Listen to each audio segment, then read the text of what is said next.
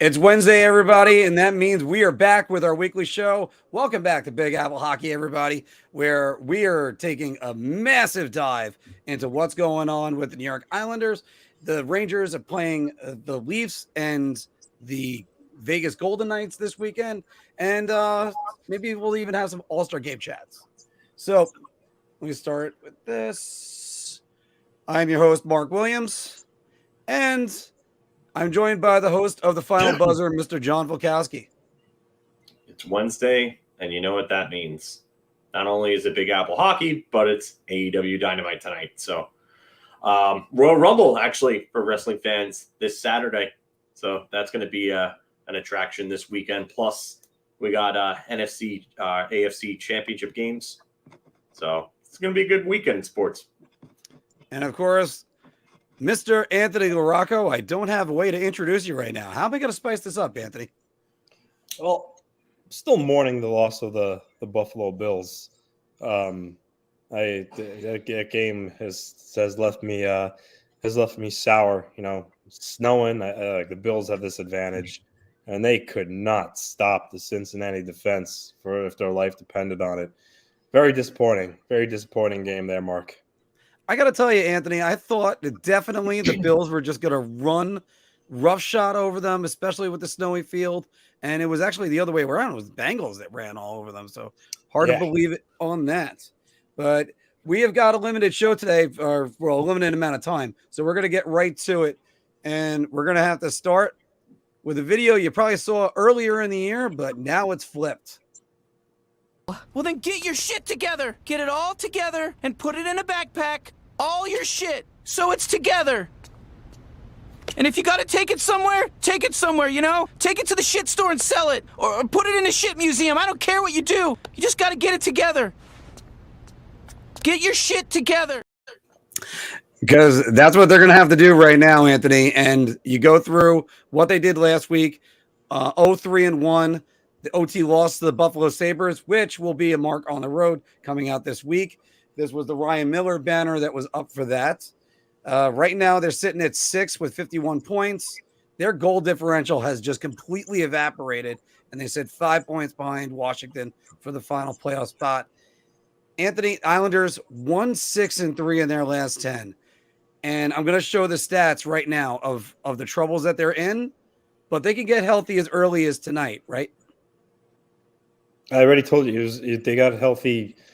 Well, no, the figurative healthy. I know Pella came back. Yeah. Like, I mean, I'm not even gonna talk about their record is right now in the last week and what they've done. Just gonna go right into it. I mean, earlier in the year they were playing really good hockey. I mean, they were second in the Metro there for a while.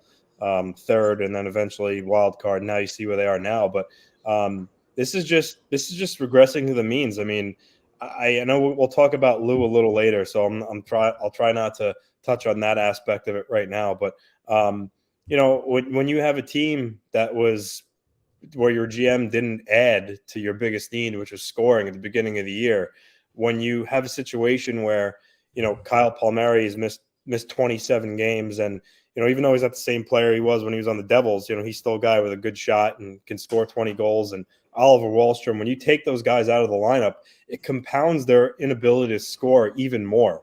So then when you have a situation like Brock Nelson, which we've all praised, still a fantastic player, but, he went 14 games without a goal. So when your best goal scorer goes that long without scoring and you already have trouble scoring, it's gonna lead to losses. And, their roster – they're built for the playoff game. They're built to grind. They got so many players who play a similar role. Pajot and Fashing and Holmstrom and Cizikas and Clutterbuck, Martin. All these players who check hard and chip in occasionally, but not again. It goes back to not enough scorers, and it puts so much pressure on Matt Barzal and Brock Nelson to produce. And when they don't. And like I said, you already have guys like Wahlstrom and Palmieri out of the lineup. It just hurts the team so much more. And then don't get me started on the fact that Anthony Beauvillier and Josh Bailey are ghosts. I mean, they literally give you nothing. Bailey, I've come to expect it, but Beauvillier disappoints me a little bit. This is a guy who's young and has already hit 20 goals before in his career, and he drives you insane because you see him. He skates really well. He could stick handle and he could shoot, but he just goes through stretches where he does absolutely nothing. So when you take all this and you combine it, you get what you see right now, and it's unfair to Ilya Sorokin.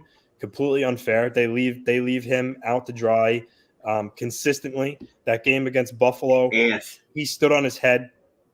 I don't know if you saw this, but apparently Noah Dobson is a game time decision. Yeah, he didn't play last game either. Yeah. He tweaked something. Oh, okay. That's why Samuel Bolduc made his NHL debut against Toronto. But yeah, I know. As I was saying, they left him out to dry against Buffalo. In that game against Toronto, Lou actually touched on it in his presser that today 3 of the goals were breakaway goals, and that doesn't even consider the penalty shot save he made on Michael Bunting. So they're completely leaving him out to dry. Really one of their only bright spots. And, listen, we're not professionals. We're not in the locker room, but we all played hockey and have enough knowledge of the game where I think we could all agree what's going on right now. And when you're in a major funk like them, you're very fragile. You are fragile. And the game against Toronto, you saw it. They're up 2-1. Toronto makes it 2-2. Once that team scores that go-ahead goal on them, or they fall behind, you see it in their game. They get dejected, and that's the way things go when nothing's going right, because you're so negative, you're so downtrodden that it's hard to play. They desperately need something to go in their favor. Take it one game at a time to start feeling good about themselves again. And that's a win. And that's a win in Ottawa tonight. You referenced 5 points behind Pittsburgh and Washington. Not insurmountable, especially the amount of time that there's left in the season. And then when you consider, Pittsburgh's 5-7-3 in their last 15 games. Florida's a joke right now. Bobrovsky sucks as it is, and Alex Lyon and Spencer Knight are options right now. They're not good. They're not good either. Buffalo's a juggernaut offensively, but Craig Anderson is the best they got in goal right now. So the Islanders have an invitation to get back into a playoff spot, but they're not taking it right now.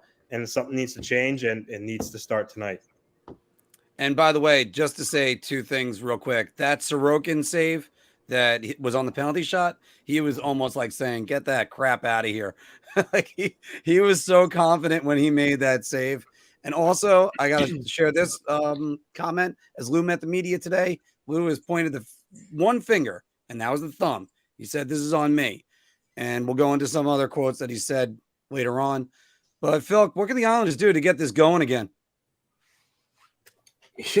You need Oliver Wahlstrom back, and you need him producing. You need him to take that next step, and I don't know if that's going to be the case. Is Brock Nelson really just a one-year wonder? I mean, that's what you got to be wondering right now if you're an Islander fan. I mean, he's got a great shot, but he never produced at a 30-goal or 40-goal pace before this year. He was always a 20, 25-goal guy, which is fine. Just a good player. But Brock Nelson just hasn't been the Brock Nelson of last year this year. And again, that could just be a career year for him, and a combination of things going right. But Oliver Wahlstrom needs to get back. Kyle Palmieri needs to actually start earning his damn contract once he gets back too. You want to talk about ghosts? That guy wasn't really there when he was healthy. I mean, you can't honestly say as an Islander fan that you're happy with that contract and the way that he's played during it. So you need more from those two. Anders Lee has been good, and I've got to give him credit because that's a guy that I thought would never score 30 goals again after John Tavares left because the fit was just so good. But it looks like Anders Lee could actually score 30 goals this year.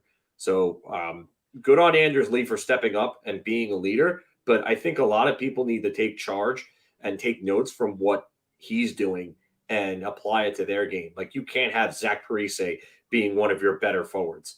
Hudson Fasching, great story, but really? That's a guy that's supposed to come in and help save your bottom 6? I mean, as well as he played, it's not good. And we talked about depth, and now Now the depth isn't producing the way that it was earlier on in the year, and now things are starting to fall apart with the Islanders.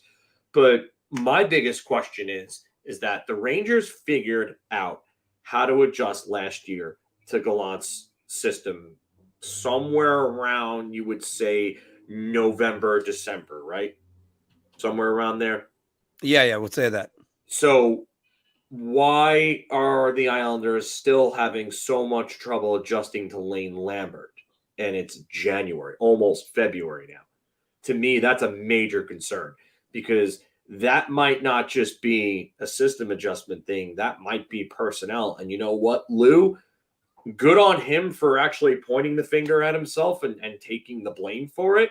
But now it's your turn to step up and go actually make a big move to help this team out if you want to make the playoffs. Because if that's not your plan, then start selling things off. Start getting something for Scott Mayfield because you'd get a bidding war for Scott Mayfield. Teams would line up left and right for a guy like that, a big, mobile, tough guy who could take on 20-plus minutes a night.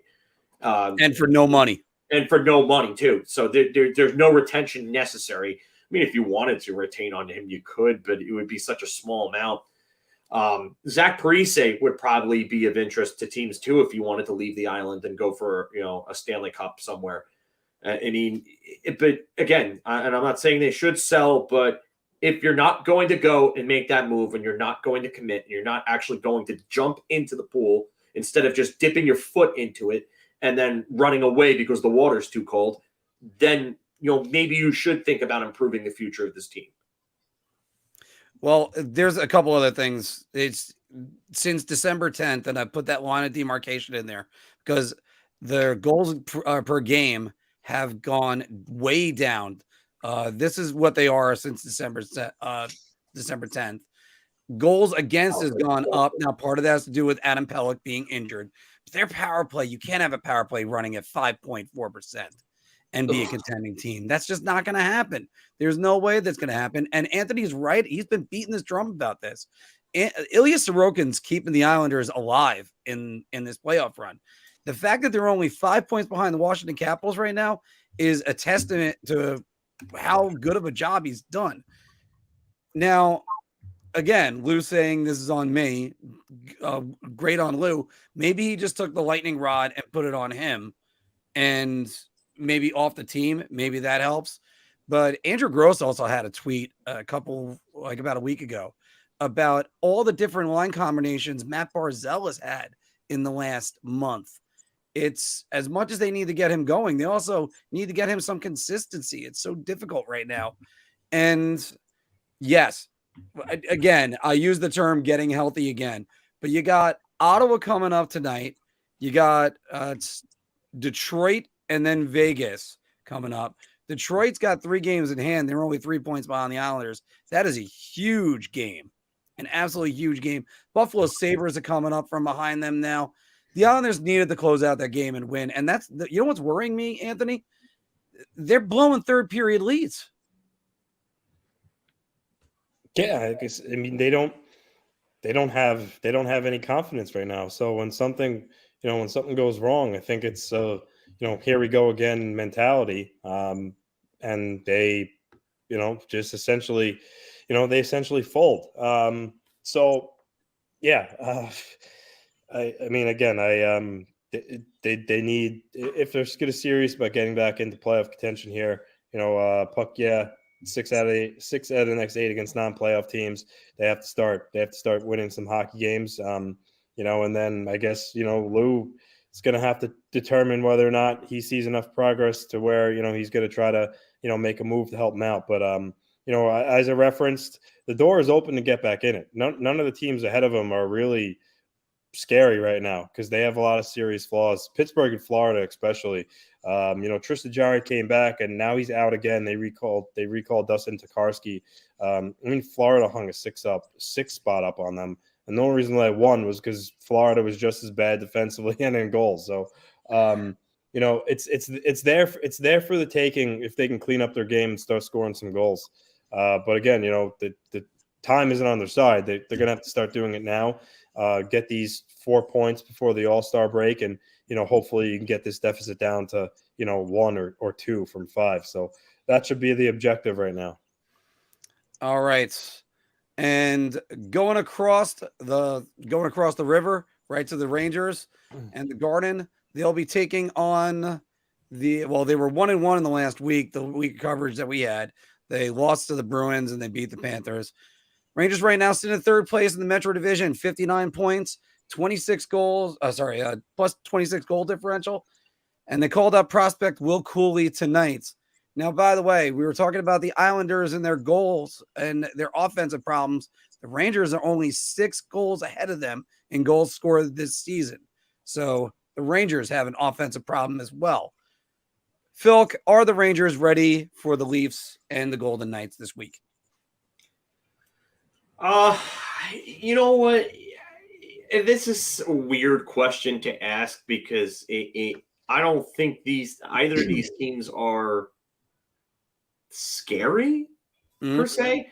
I mean, Toronto, we've seen them have trouble with teams. I know they just came back on the Islanders the other night, but I mean, and Toronto's had trouble with Montreal. Toronto had trouble with, I was about to say Toronto had trouble with Montreal. So Toronto is a very inconsistent team.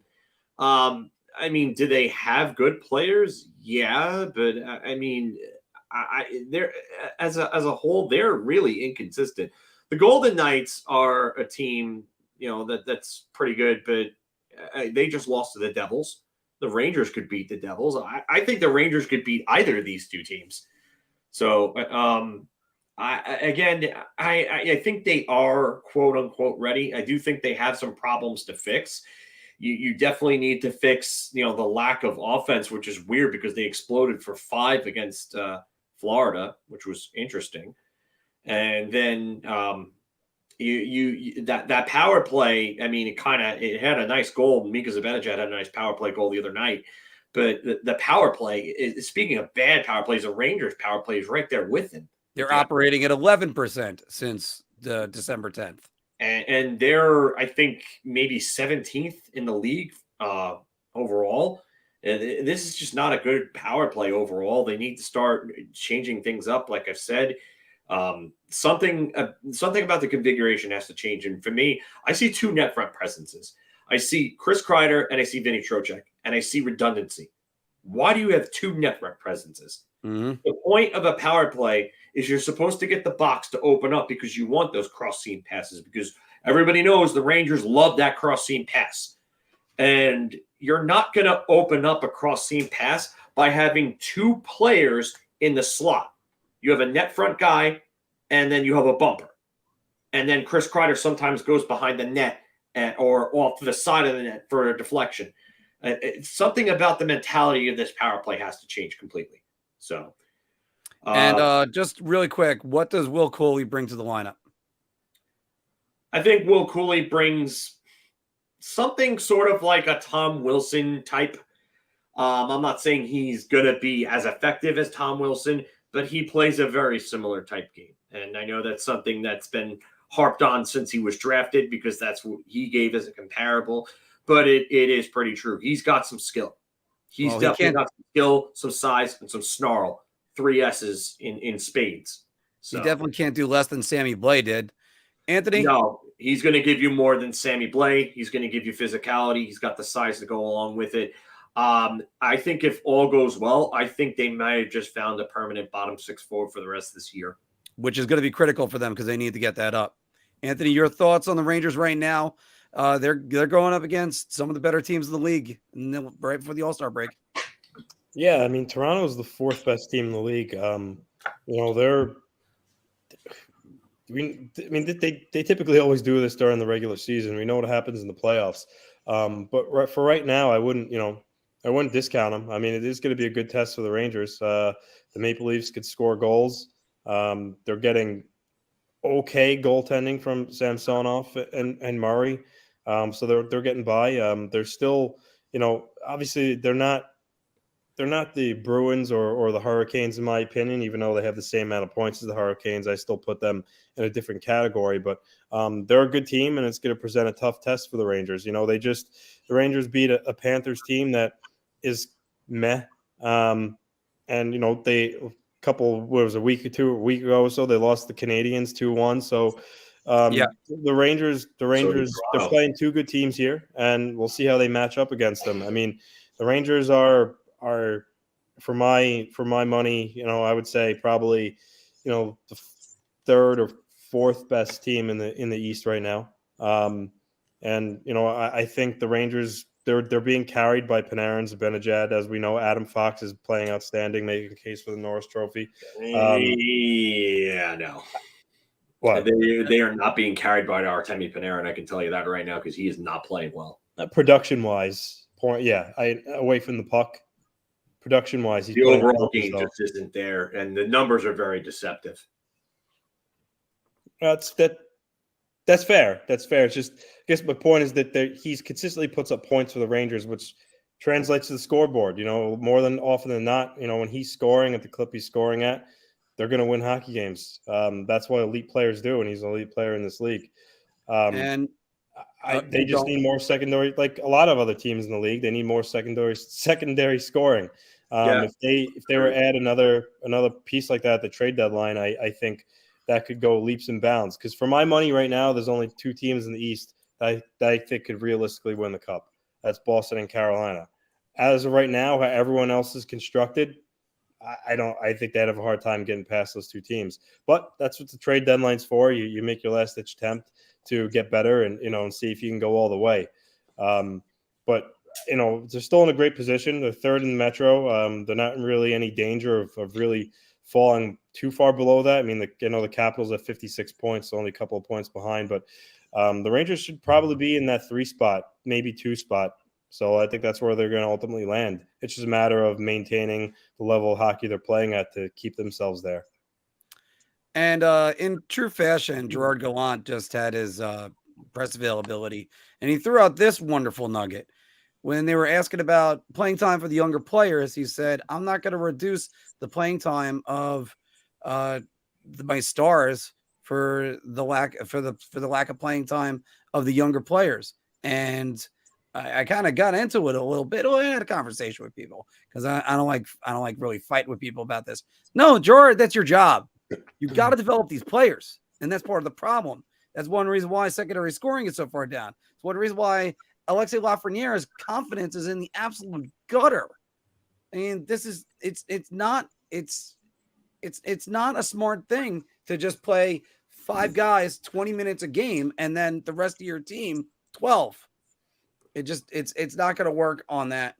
And by the way, that Austin Matthews goal last on Monday night versus the Islanders, that was an absolute dagger. He just took the puck, went right in, and just beat Sorokin. And if the Rangers are seeing that Austin Matthews tonight, they're going to have a lot that they're going to have to handle. Filk, final word on tonight. I think they're ready, and they've been playing well. They just need to get off to a fast start. And you know what? The last time they played Toronto, they won that game. And Jimmy Vesey had himself a little bit of a night. I want to see more of those garbage goals, and I want to see less perimeter play from this team. So hopefully, there's going to have to be a lot more of those type of hardworking goals, as we've talked about. Because after all, if you're not scoring goals, you either got to work really hard or just get one and get your confidence back. All right, everybody. So what do you think about the Islanders, the Rangers this week? Make sure you throw it all down in the comments below. Make sure you are also liking, subscribing, and hitting the bell. You got to appease the YouTube gods. That's what they'll always tell us. Nope, that's the end of that finger. I don't want to see that finger again. All right. So let's go to the bar talk, guys. There is no B block today. Shot. This is the easiest I've ever to answer. I'm going to say beer. I can't even begin to describe. I'm actually going to go crazy. I'm going to buy everybody around on this one. All right. Well, Anthony's going to have another easy one that he's going to answer in a second. But whenever we can, always, everybody, welcome back to Big Apple Hockey's Bar Talk, where we are gauging our confidence on NHL topics based on our choice of drink. Are you so confident you're buying everybody around? So I'll just take a beer. Or, oh my goodness, just give me a shot. All right. Play along down in the comments below. And Filk, There's only been one Russian goalie to score a goal in the NHL. Who is it? Evgeny Nabokov. That is correct. Evgeny Nabokov, the former New York Islander, scored a goal when he was a San Jose Shark. And the Rangers got a Russian goalie that likes to shoot for the empty net and just missed this week. Igor Shesterkin will score 1.5 goals in his NHL career. So basically you're saying he'll score 2 or more. Correct. Balls to the wall on this one. I'm buying around. Oh! All I right. think he's going to do it. He's already come this close twice in his first 2 full seasons. So I think he's going to score twice in his career. Anthony. I don't know. He shoot the puck well and there's an empty net. He's good. Obviously, he's going to play for a very long time, so I'm sure he's going to get many opportunities. But I don't know. I mean, how many goalies? It's very rare a goalie scores goals. It's go either way. I mean, you couldn't come up with Rangers should add Timo Meier because I know that's been rumored. This is the best you got. We're going to get that anyway in the Q&A, and I'm sick and tired of hearing about Timo Meier. I'm going to go heel on you. I'm going to go heel on you right now, Mark. This is stupid. It's dumb. Yeah, Igor shoots the puck well. Congratulations. I'm sure I'll probably score a goal, or maybe he won't. He's a goalie for Christ's sakes. Goalies don't score often. Let's move on. Okay, so shot. Beer. There it is. I don't know. On that Beer. He could. What? You might as well put 5. Maybe you score 5. I don't know. All right, I got 16 seconds just to say he shoots the puck better than any goalie I think I might have ever seen, including Marty Brodeur. Brodeur's only got 1, but you know something? I'm going to buy around because they pull the goalies at like 9 minutes remaining like they did this week. All right, Anthony. I've ever seen that. Yeah, geez. We all thought Patrick Waugh was crazy doing it like 4 minutes left back in like 2014. Yeah, or even like 5 minutes, but still. All right. These are the wild card standings right now. Florida with 52 points, the Islanders with 51, and Washington having the second wild card right there. The New York Islanders GM, Lou Lamoriello, said today, if I can make the team better, I will always make a trade to make it better. Anthony, I thought he was going to break out into Hey Jude when he was saying that, because he was even saying, make it better, make it better. All right. So, Anthony, the Islanders need to make a deal now to save their season. Lou sucks. I mean, the guy sucks. I'm done. I'm done with the guy. Smartest guy in the room attitude, similar to Garth Snow. I mean, I don't know. I mean, all right, sure. So the conundrum that they're in right now is I don't want him moving assets like Ratu or Dufour or Bolduc, first-round picks, for kind of a situation where maybe they make the playoffs, maybe they don't. So it can't be for a rental at this point. It would be different if they were solidified in a playoff spot. However, with that said, a guy like Timo Meier, who is going to be a restricted free agent, that was 26 years old, I believe he is. 26, that would still fit in with their core of Sorokin and Dobson and Pelech and Barzell.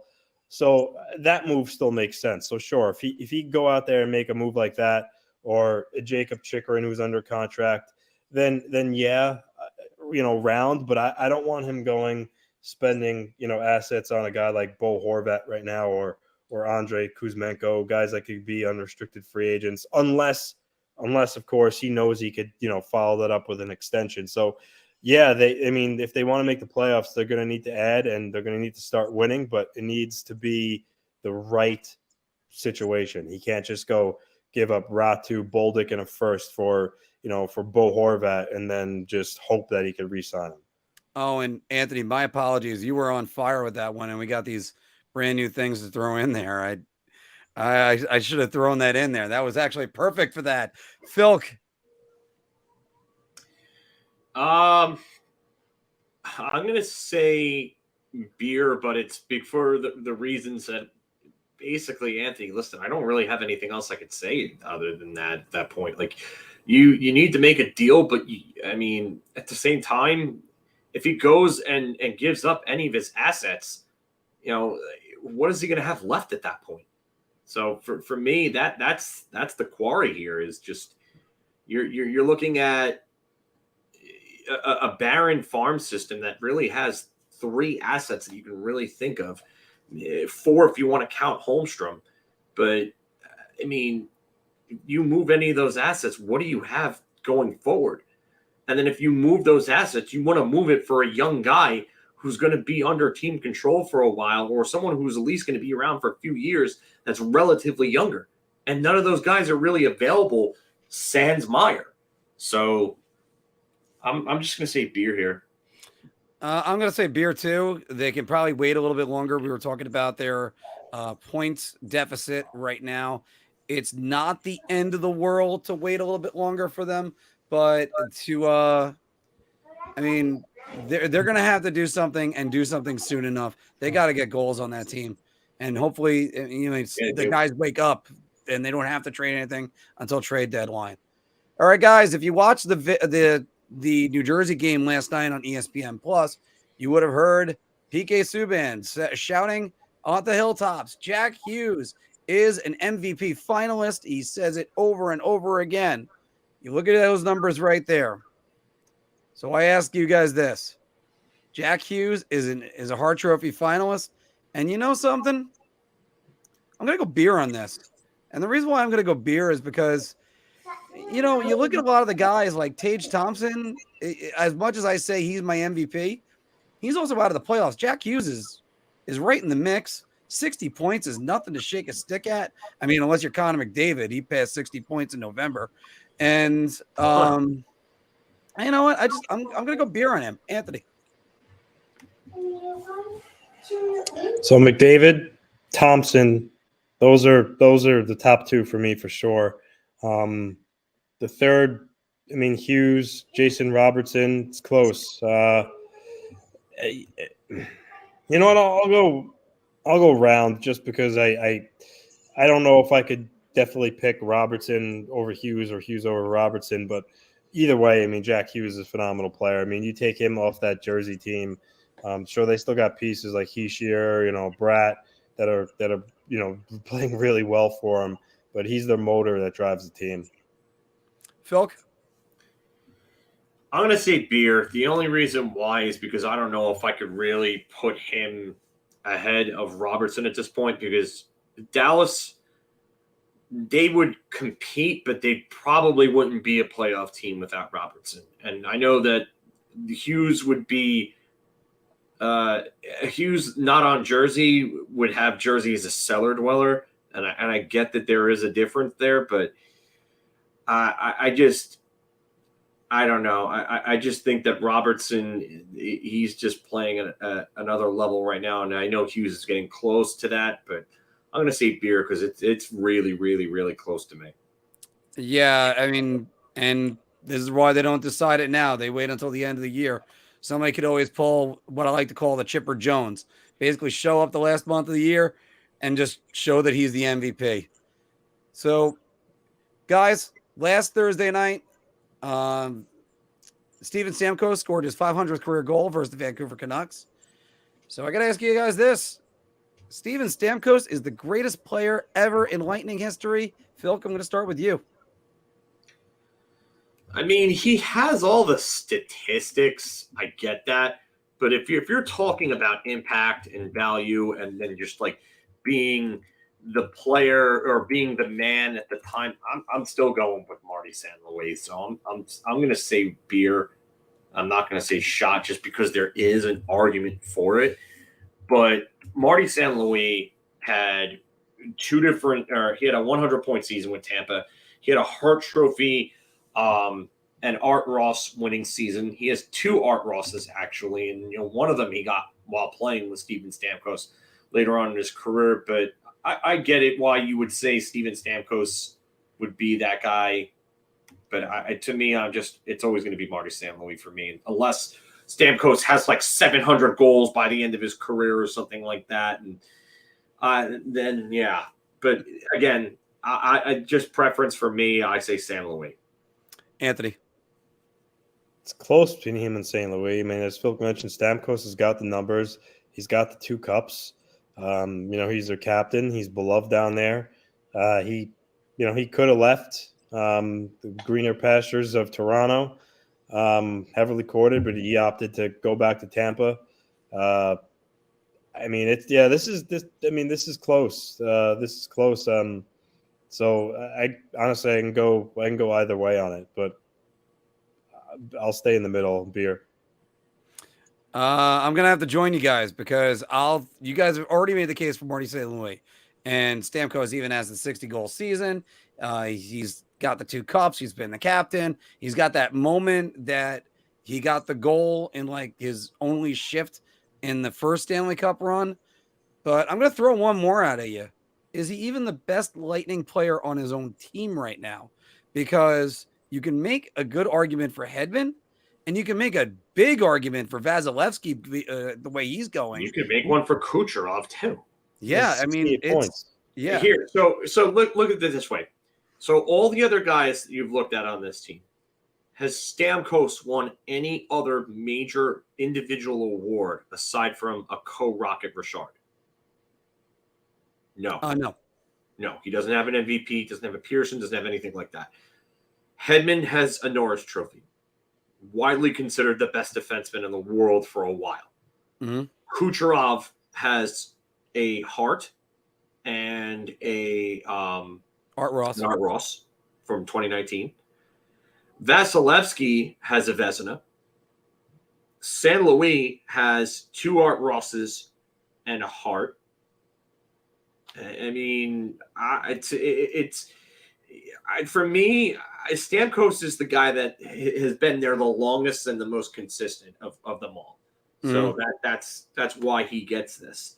But yeah. But I do, when I think of Lightning, I think of Marty St. Louis. So do I.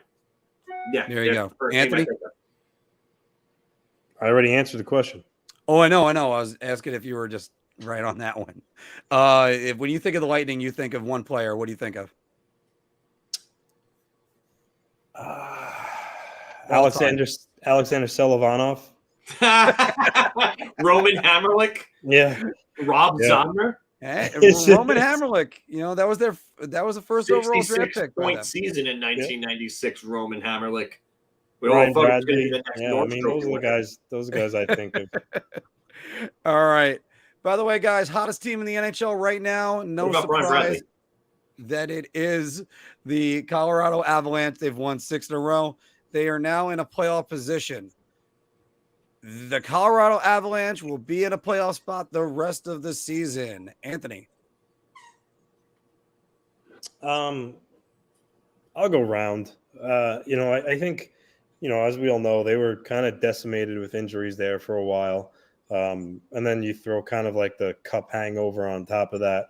And similar to the Lightning now, just to a lesser degree, they know what it takes to get there. They're talented enough to where they can kind of just flip the switch when it matters.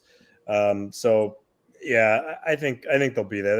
They got too much talent now too. And eventually, guys like Gabe Landeskog, I think he'll be back at some point, and that will be a big boost for them. I'm not, and also too, the trade deadline is going to come around, and that they're going to do something to bolster our lineup. So I'm not really concerned about the Avalanche. Filk. I'm going to buy a round on this.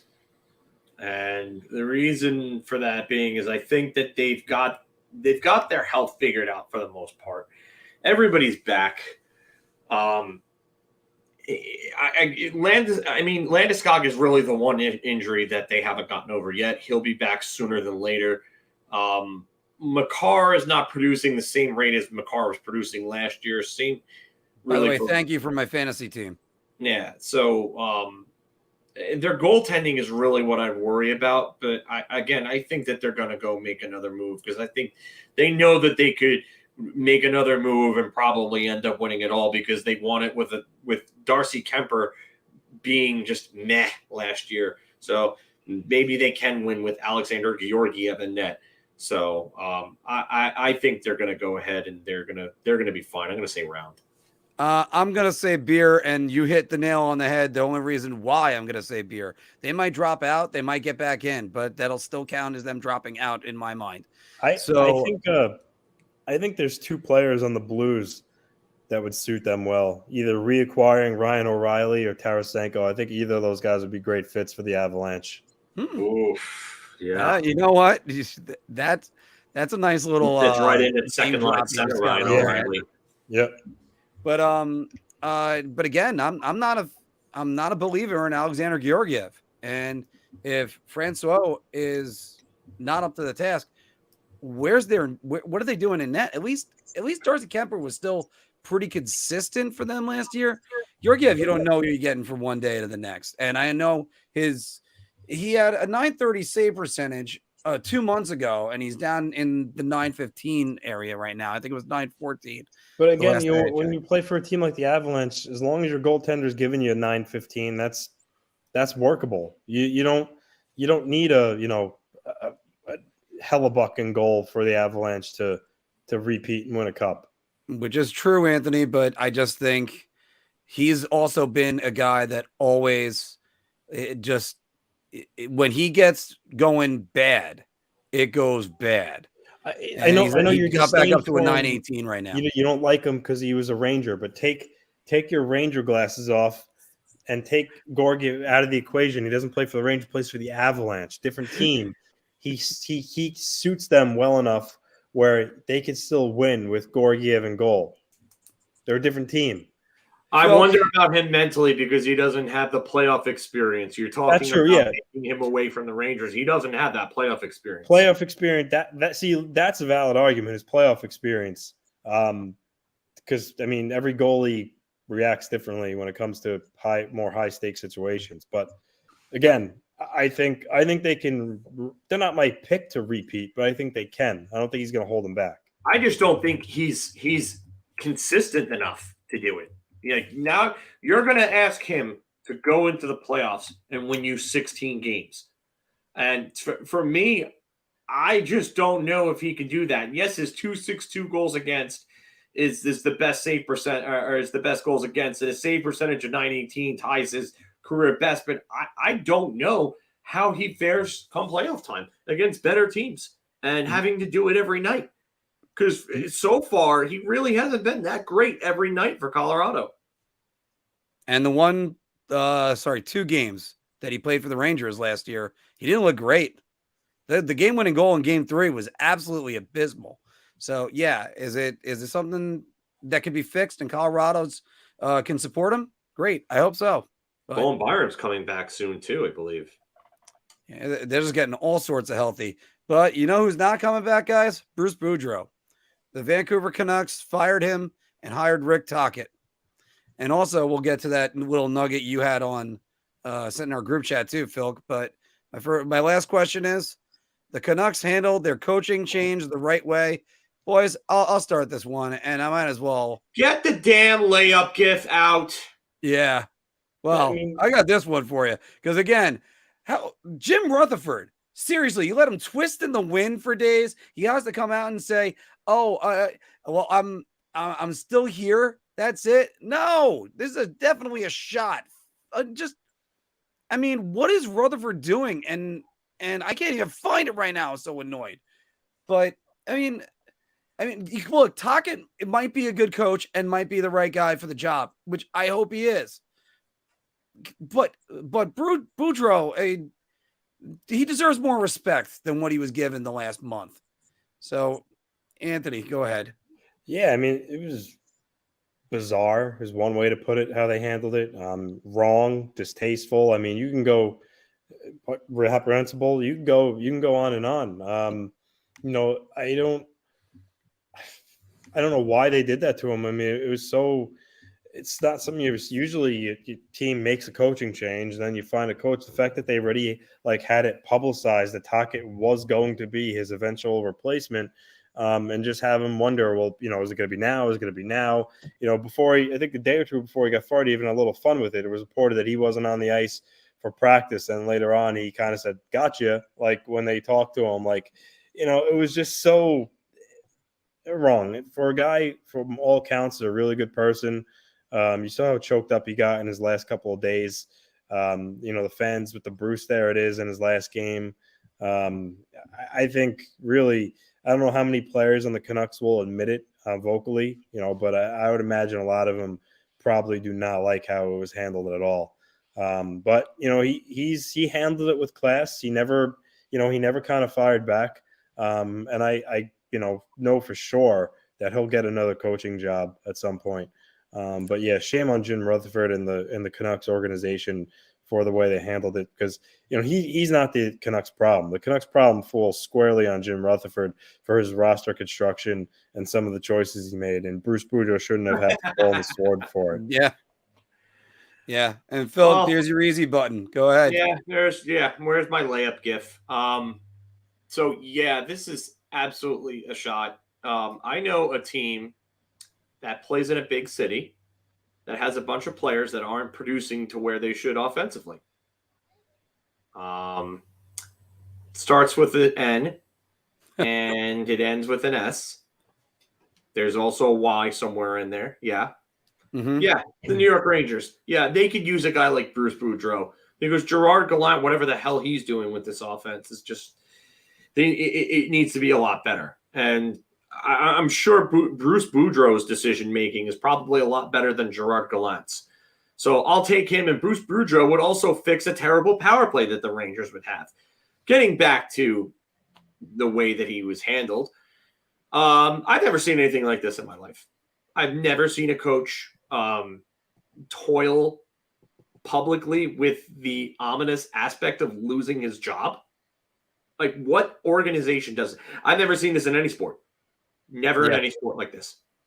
So to the point where they you obviously hear, this such and such may be on the hot seat, but never when they have a replacement lined up for them. What are you doing, Rutherford? It was literally the sword of Damocles hanging over his head the entire time. Rutherford wins a couple of Stanley Cups in Pittsburgh, and then 1 year ago in Carolina, and he gets to sit there and then do this to a coach. Jim Rutherford, you are not a good general manager. You're not a good executive. I don't want to hear any of this crap. And you know what's even worse? People are don't be surprised. Awful. Don't be surprised if Connor Bedard ends up going there. No, I want nothing to do with Connor Bedard going to Vancouver after this treatment. This should be their punishment for the way that they treated Bruce. That should be karma. And you know what? I'm going to say this. I hope the Vancouver fans give Rick Tocchet a chance, because he deserves it.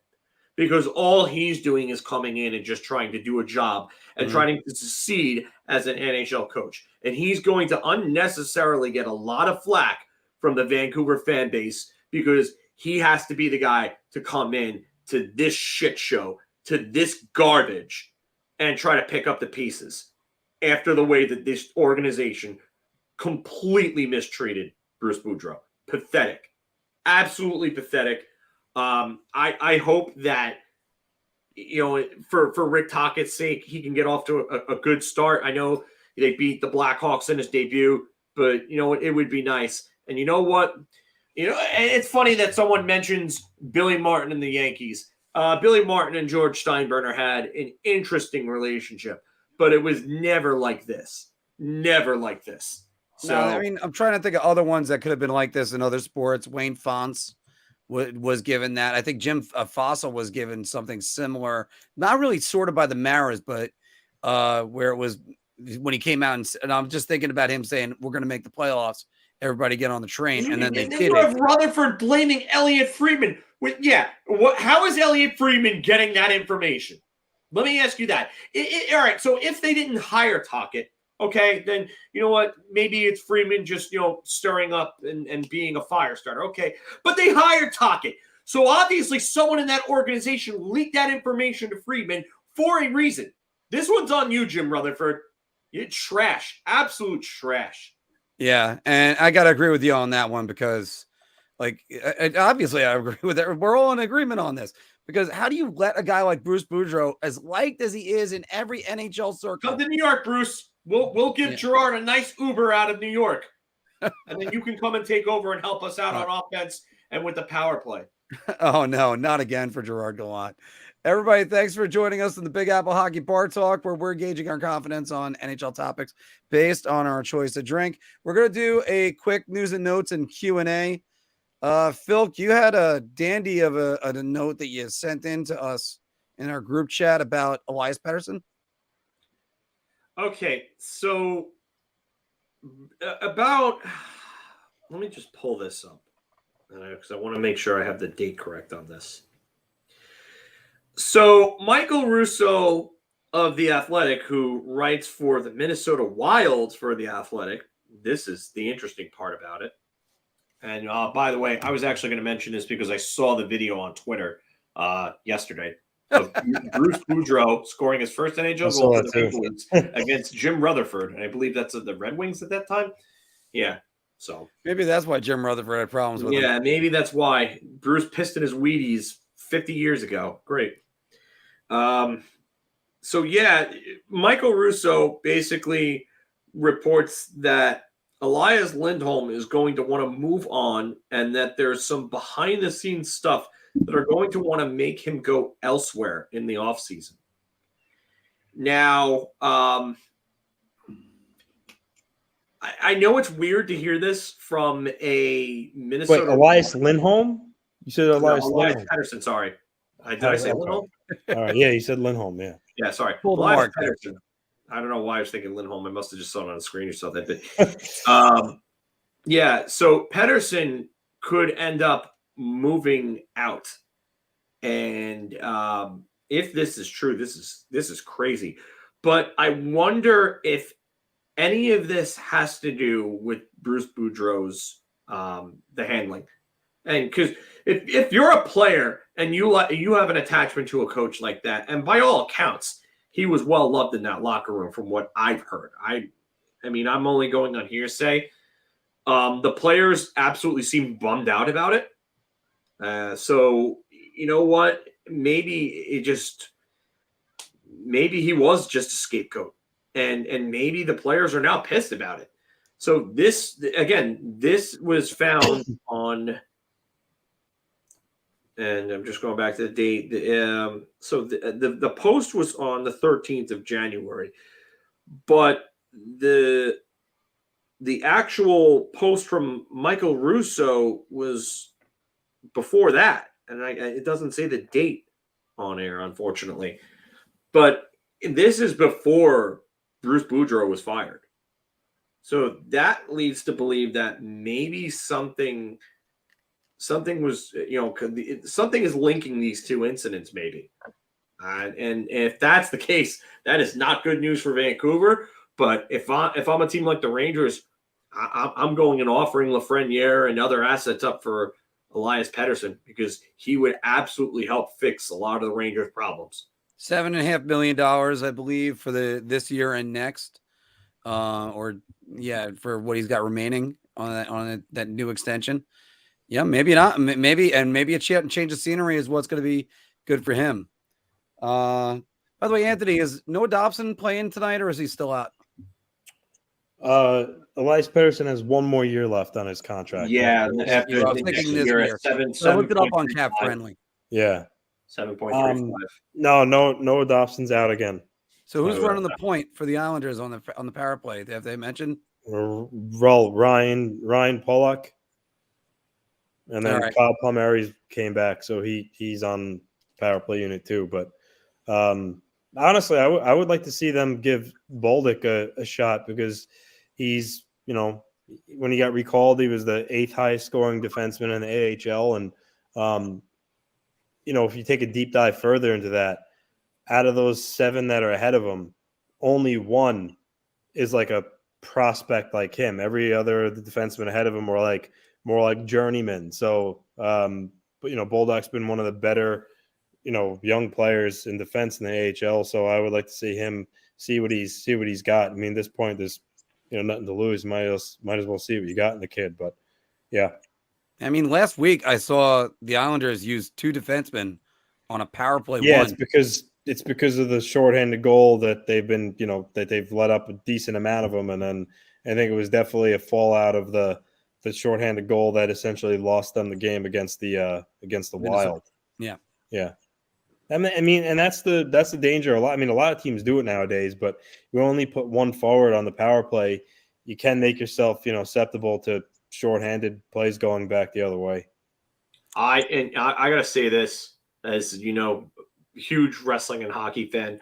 I absolutely loved that interview because you see Bruce Boudreau literally starstruck by the fact that Kevin Owens, his favorite wrestler, comes onto the set, and Boudreau can't even hold himself together. He's literally like a kid. It's great. So I would love to see Kevin Owens reach out and help his boy out with some WrestleMania tickets if Bruce is not swooped up by then. So, well, Bruce is definitely going to be he's going to be going back to NHL Network at the very least. If not, another team's going to come knocking on his door very quickly. But I got to agree with you on that one, Anthony. Just throw Samuel Bolduc on there. They're 5.3% on the power play again for the last 6 weeks. Go ahead, give it a shot. And Noah Dobson was coming along pretty well. I'm not knocking Noah Dobson in any way. He's going to be a good defenseman for the New York Islanders for years. Oh, Noah Dobson is great at producing points. He's a young defenseman, so he's still learning. Kind of trying to eliminate the mistakes out of his game defensively. It's just a learning curve with young defensemen. It's just how it is. So you have to take the good with the bad. But he's still learning, and I think every time he makes a mistake, he learns from it. But I'm just hope that these next 3 games, they got 3 more games left before the All-Star break. So obviously, perfect world, you take 6 out of 6, you get all 6 points. But I'd say at the very least, you got to get 4 out of these 6 here, and really get yourself back into it. Because lose on the hot seat. I mean, you guys saw Ledecky's comments last week where he kind of endorsed him, and supported him. But talking from a source, I can tell you that was just fluff. Because naturally the owners respect him too much because of who he is and what he's accomplished to challenge him in the media and then have to create the shitstorm of speculation. Oh, Lou didn't get an endorsement. Is he going to be let go? They respect him too much to do all that. So that's why Ledecky kind of just went with the standard fluff of what he said. I support him and totally trust him, etc. But no, he's certainly on the hot seat, and I think he knows it. So I think he might be aggressive in making a move if they, start to win a couple of games here. Interesting. Okay. Yeah, because by the way, going back to this comment that we have right here, it still shocks me that Ryan Pollock isn't a better defenseman, because I saw that preseason when it was Barry Trotz first got here. It looked like he was ready to ascend to another level. He's a really good defenseman. The offense hasn't been there, so it's a little bit shocking to me. Coach the offense right out of him. And Frank also says that the Islanders' power play is slower than a chess match. All right, Phil, what do you got? Mikey's got right here. What do you think about the Rangers' top line of Panarin, Zibanejad, and Kreider? Yeah, I don't know. I think you need to separate those 3. To me, it comes down to Artemi Panarin. That's why I had to jump in on Anthony before. Not like I wanted to, show you up or anything like that. But Artemi Panarin's play has just been subpar. And I know he had 3 assists the other night, but I mean, even that game, how did he get 3 assists in that game? He really wasn't even that good in that game.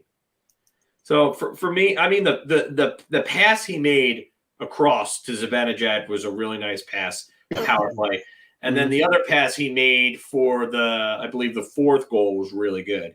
But he has a lot of these games where he gets points and you're just like, really? He had that many points in this game? Okay. For me, I think something's gotta change. I would love to see Philip Hedl with Artemi Panarin, and then Vitaly Kravtsov on that second line and see how that worked.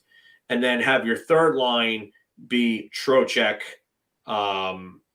maybe Jimmy VC, and then I would say, I don't know, Julian Gauthier or something like that. Then you have your fourth line be Cooley, Goudreau, and then someone else. So, but where do you have Kakko and Lafreniere? Kakko would be on the top line. Or actually, so the third line would be Lafreniere, VC, and then Trocheck. And then the fourth line would be Goudreau, Gauthier, and then Cooley. And then Kakko would be back with Zibanejad and Kreider, because that line has been their best line this year. I don't understand why he keeps on breaking them up and just not wanting to play Kaapo Kakko there. Like, I don't understand it. I don't like it, all the play, the raw stats, the analytics, the eye test, everything tells you that line has been their best line. Everything.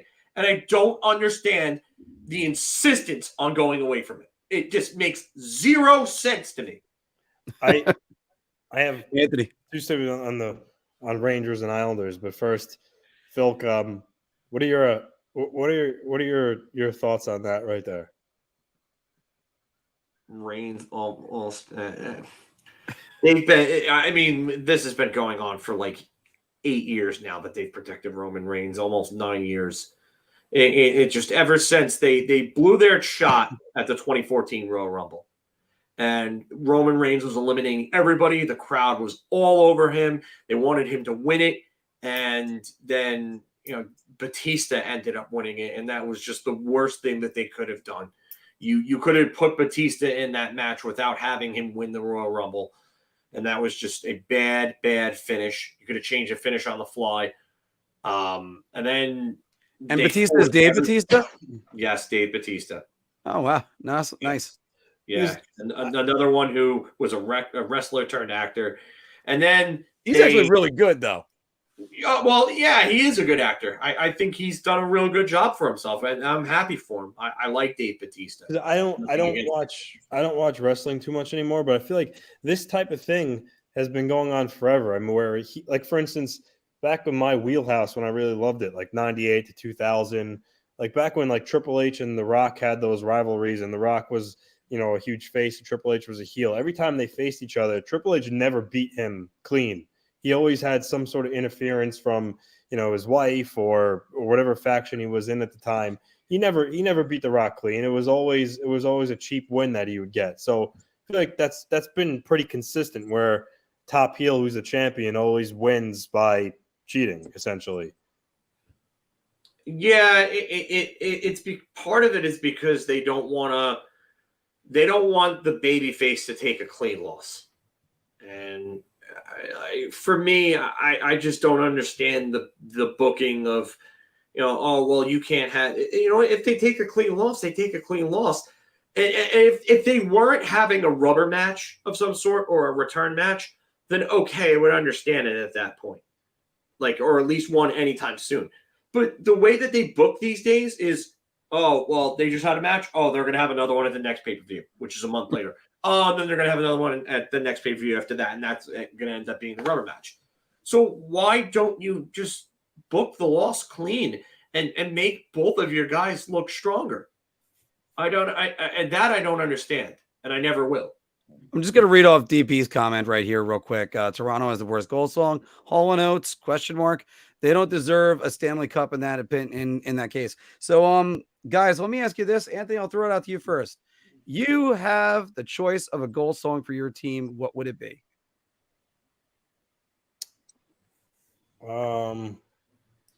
Any goal song? I know, any goal song. I'm trying to think of a song right now before it gets around to me. Because one thing I've been doing for the Marker on the Road sketch is I've been ranking the goal horns. I mean, and I've said this often. Like this again, one of my friends said, "You really ranking the goal horns?" Like, well, you know what? The Rangers don't have a great goal horn. They have a buzzer that goes off. That's it. Like the Islanders got a good old goal horn. Buffalo has a good one. Chicago had a good one. The Philadelphia Eagles took the Rangers goal horn too. Yeah, for a while. So, but if you could do a goal song, guys, what would you throw it out as? Ooh, that's a good one. That's See, I'm trying to get one quick because we only have a few more minutes left on the show tonight. Oof. Yeah, Mike's got a good one right here. Hell's Bells. I feel like Hell's Bells is more of a opening face-off type thing, especially if you're going to have the opening for it. Yeah. Bullhorns need to be done away with. I don't know. You need something with a real good chorus because you're going to need the chorus you need a catchy chorus. Yeah. Walk by Pantera is a real good one. I do like that pick. Yeah. Wow. Oof. I know it's got to be a good chorus, and you got to imagine all the lights and everything going off. I should have asked this at a better time instead of like. Yeah, you kind of need more time for this than just on the fly like that. We're gonna figure out something. We're gonna figure out something else. Well, for some time. I think I'd go. We could do this. I think I go turn by the Birds. That's a real interesting one. I mean, we got something by Tool. I mean, Parabolo could be in there. Du Hast, maybe in Germany. I mean, I'm trying to think of some Maiden maybe to throw in there. I mean, for the Rangers, you could put like back, New York Groove by Ace Frehley. See, that would work perfect. Because it's a catchy chorus that's simple that you could jump right into. I mean, for the Islanders, I mean, it sounds a little contrived only because Billy Joel's from Long Island, but We Didn't Start the Fire could be in there. But for those who are about to rock is one. That's used by Columbus. Yeah. Marc, I have a question for you. Yes. How much would you hate and how devastating would it be to you if it became Timo time in New Jersey? That's a good question because I keep saying all the time myself. I wouldn't be devastated because I'm expecting it to happen. I think that's the ideal place that he goes. That's their next step. I got to look at their salary cap restrictions right now. See how if they can actually. Here's an interesting one that I just saw. I got my eye on. Kevin Weeks told per Kuzmenko's camp they're having discussions on contract extension or urgency, but a potential bridge deal could land around 5 to 6 million AAV. Situation remains fluid. Well, that's one name taken off the market. But yeah, by the way, you need to get something that it has a good chorus, as Sean said. Hold on, David saying New Jersey would be right up there against the cap after giving Timo $9 million. And I think everybody's expecting it to be 7.5 to 8. I think it's gonna be 8.5 to 9. Yeah, I mean you have to remember though they got Tatar as a UFA coming off the books, Eric Holla. So they got some guys coming off where they could easily fit Timo Meyer long term going forward. I don't think that should be a problem for him. Yeah. So are you going to re-sign Miles Wood? Probably they're going to re-sign Miles Wood, I would say. So he's going to command a raise beyond $3.2 million. I could tell you that right now. By the way, this is why I talk about the economics of the game all the time.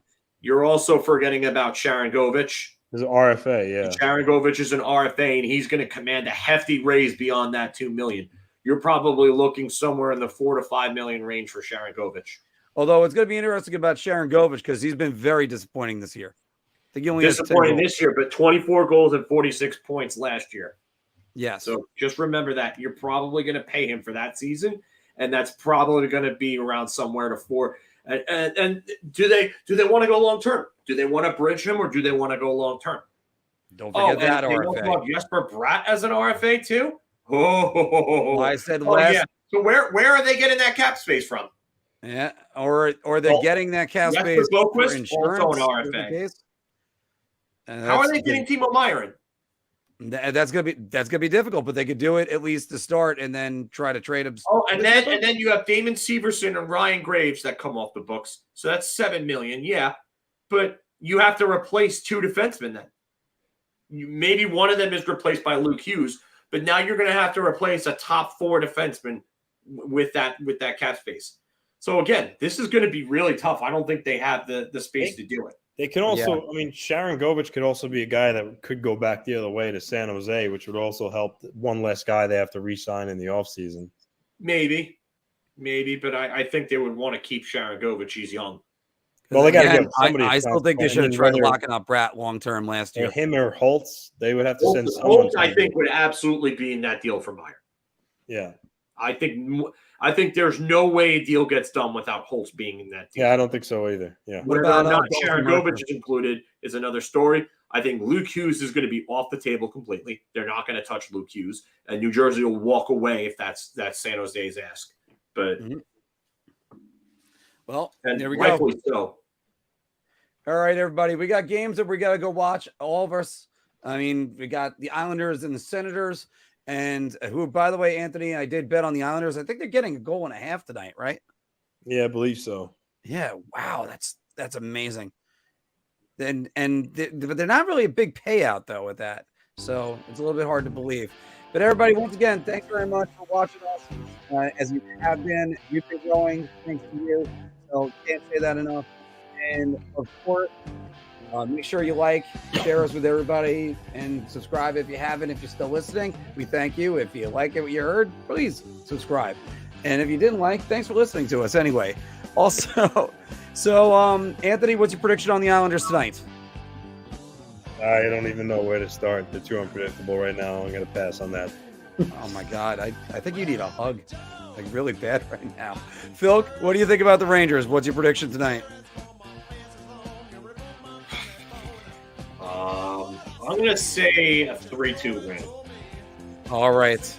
Well, everybody, thank you very much. Stay tuned for a Marc on the Road. We'll have other segments of this coming along.